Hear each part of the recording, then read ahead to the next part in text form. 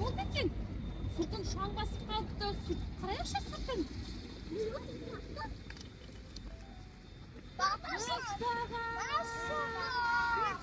Батыр?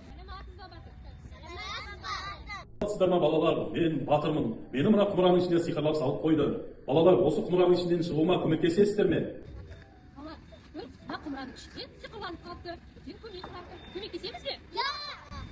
Батыр, біз саған қалай көмектесеміз? Сендер маған осы қазақ ұлттық ойындарының бірін ойнап берсеңіздер, мен мына құмыраның ішінен босап шығам. Ойын екенін сандық ашылғанда біле аласыздар.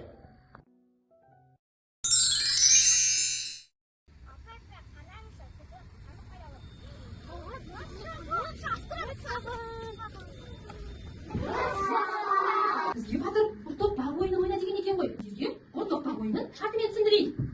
Олай болса, ұр тоқпақ ойыны әр балаға бір-бірден ұр тоқпақ беріледі. Мен ұр тоқпақ сөз айтылған кезде көршілеріміздің тоқпақтарын ұстап қалуымыз керек. Егер де ұстай алмай қалған бала сұраққа жауап береді. Солай ойыннан шыға алады. Түсінікті ме? Ұр тоқпақ. Кім ұстай алмай қалды? Бекболат, қазақтың ұлттық ойындарын атап айтып берші. Ұр тоқпақ, бәйге, ақат ату, көкпақ. Жарайсың. Балалар, ойынды жалғастырамыз, я? Ұр тоқпақ. Берсең, сұраққа жауап береміз. Қазақтың ұлттық киімдерін атап айтып берші. Көйлек, кимешек, тақия, табан. Дұрыс, жарайсың.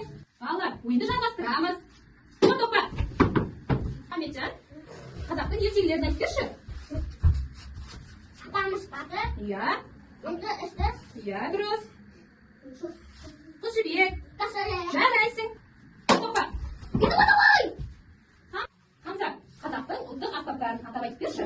Домбыра, Домбыра, сыбызғы. сыбызғы, едіген. Жарайсың. Балалар, ойынды жалғастырамыз. Ұр тоқпақ. Бізде жаттуған ұстай алмай қалды. Жаттуған қазақтың ұлттық киімдерін атап айтып бере қойшы. Көйлек, шапан, Дұрыс. Кимешек. кимешек. Дұрыс айтасың, жарайсың.